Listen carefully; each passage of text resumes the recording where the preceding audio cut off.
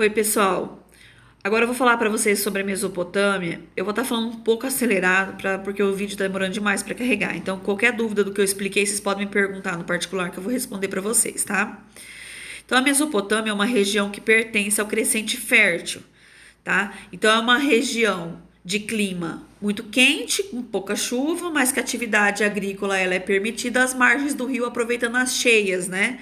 Que vai fertilizar as margens, permitindo a atividade agrícola.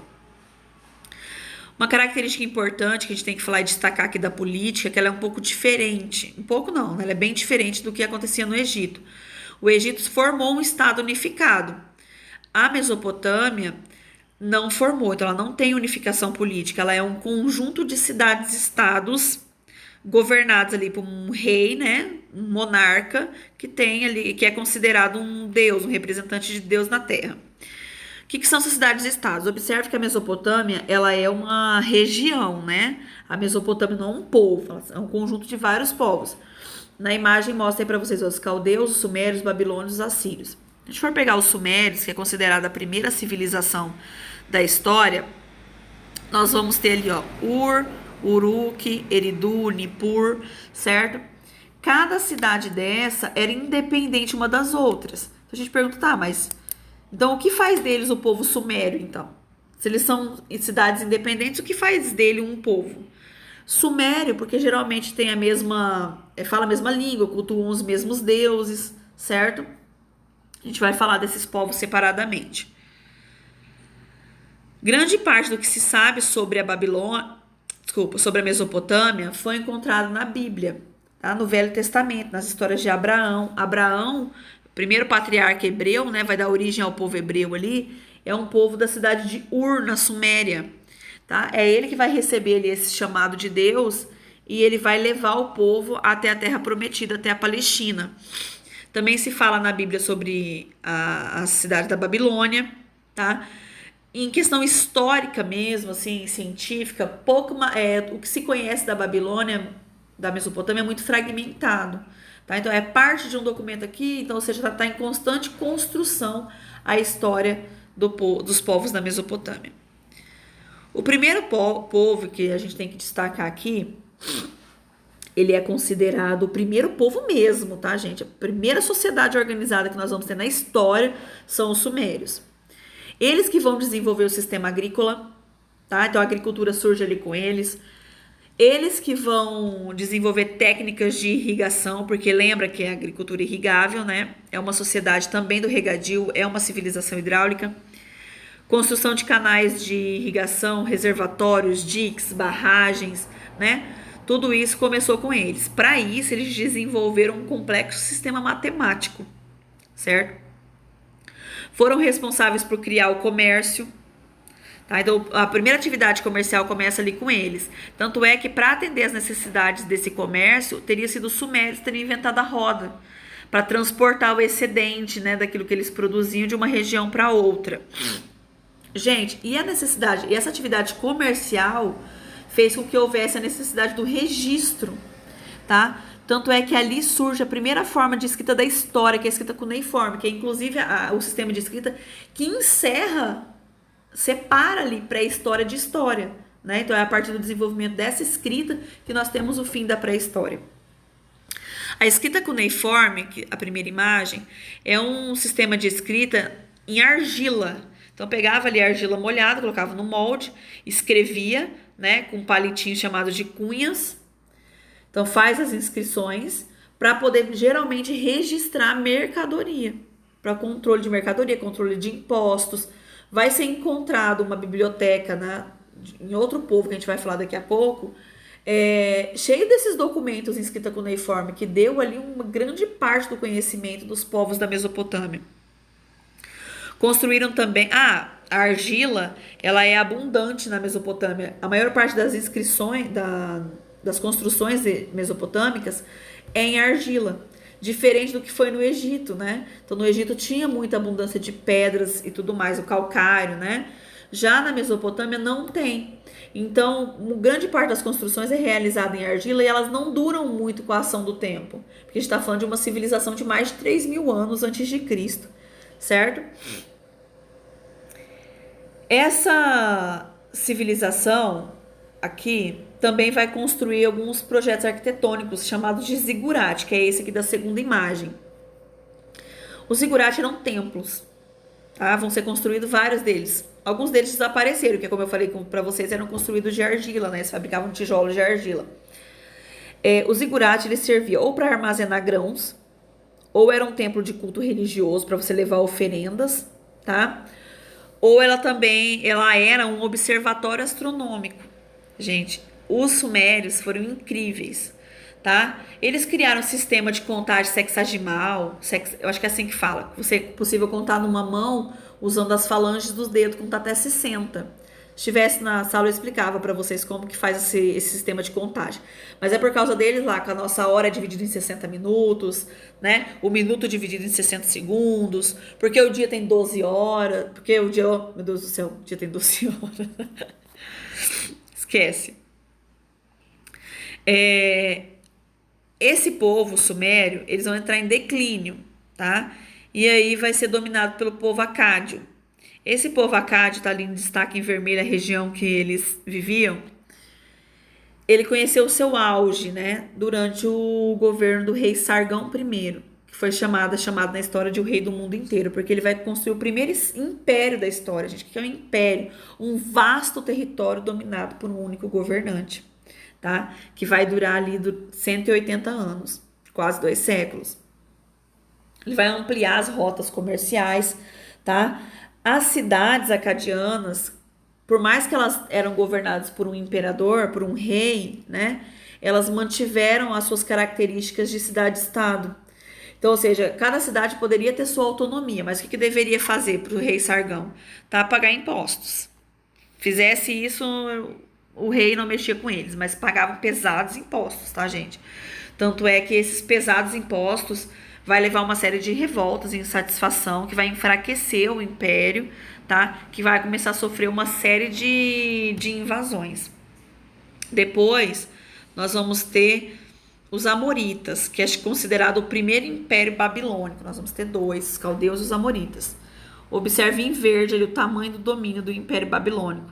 Basicamente toda a Mesopotâmia, certo? Então os amoritas vão construir a cidade da Babilônia, que vai ser considerada assim o centro comercial da Mesopotâmia, era a Babilônia, foi uma cidade riquíssima. Também era uma monarquia teocrática, conheceu o auge do seu desenvolvimento com o governo do rei Hammurabi. A principal característica dessa civilização é a seguinte, gente.